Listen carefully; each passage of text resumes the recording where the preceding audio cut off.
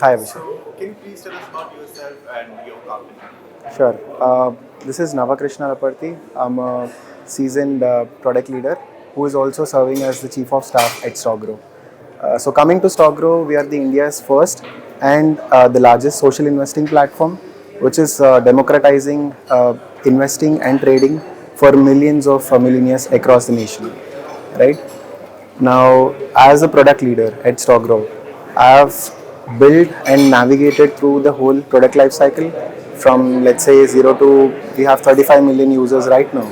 And also, we have crossed more than 900,000 plus education institution collaborations in the past 3 years. So, I've navigated through this entire product life cycle, and that's immense learning that I've seen in terms of the growth. I'm an MBA graduate from IIM Visakhapatnam with 6.5 years of experience in this technology industry. Right? At StockGrow, being one of the core team member, being there since inception, I have helped the founding leadership build the product, growth, operations, and the data verticals since the scratch, playing presumably a pivotal role in the growth of the company as well as the collaborations we have had in the last 3 years. Right? We can cut Yeah. there. So, congratulations for the award. So, can you please tell me what this award means to you and what is Sure. Okay, so firstly, I'm incredibly honored as well as humbled to have received this award. Uh, Special I would say a special thanks to the BW as well as the jury for shortlisting my nomination and also, picking me as one of the person in the top 30 list. See, we'll take a cut there. So now we are over COVID-19 pandemic. So what are the challenges that you used to face and how during that time and now how you current challenges that you feel in your daily routine and how you tackle them? Got it. I would not per se link it back to COVID or the pandemic, but one thing that is fundamentally applicable to all the startups is, see, we all operate with two key problem statements. One is either we lack the bandwidth, basically resources to get things done, or we have a lot to get done and a limited amount of time. So the end mantra that works is ruthless prioritization, right? Now, in terms of ruthless prioritization, typically there are two pitfalls that people usually fall in.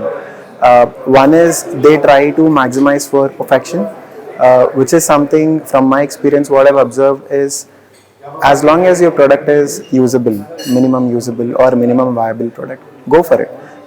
Go ahead and have the initial launch and then do iterative launches so that at least you would know that with whatever assumptions you have built the product, is it even working, is there fitment, you can even get real-time feedback from the users, which probably you did never knew or imagine, and then you can take that as a feedback and then again improvise your product and can grow it to greater heights. That is one. And second is in terms of prioritization, right? There are going to be different stakeholders and different projects in every organization and team. Now, we can't serve for everyone, so that's where removing all the biases that come into picture and also ensuring that any prejudices don't creep in, and you're absolutely looking at the problem statements from what is the amount of effort you have to put versus what is the maximum value you're able to retain. When you factor in these two parameters, you will automatically have a stacked order of the projects that would make sense or where you'll have to spend your bandwidth. And I think these are the two mantras that I have been following throughout my career, and I've seen this working in startups and mid-sized even larger companies. So I think that's something that I would want to tell to everyone from my experience. So what are major advice you would like to give in do and don'ts to young people who want to enter this industry and start their own business? Got it. Uh, I wouldn't comment about the industry as such, but when if someone is aspiring to do something out of the box, right? One thing that is very important is for them to have that curiosity to explore end-to-end possibilities. I'm sure a lot of people have dreams from their teenage itself, and they would want to constantly work on that. Having said that, this is life. We can never plan for unexpected things that can happen. So always have a plan B, or in fact take a step forward and have a plan C as well, right? Uh, Explore domains which probably are complementary to your primary goal, so that in case whatever you are aiming for or working for doesn't work out, you'll always have a fallback, right? So one thing that has been working for me is, or I would suggest everyone, is always have backups, be curious, and keep exploring possibilities, just by, you know, not expecting something in return, but only thing you get in return is experience.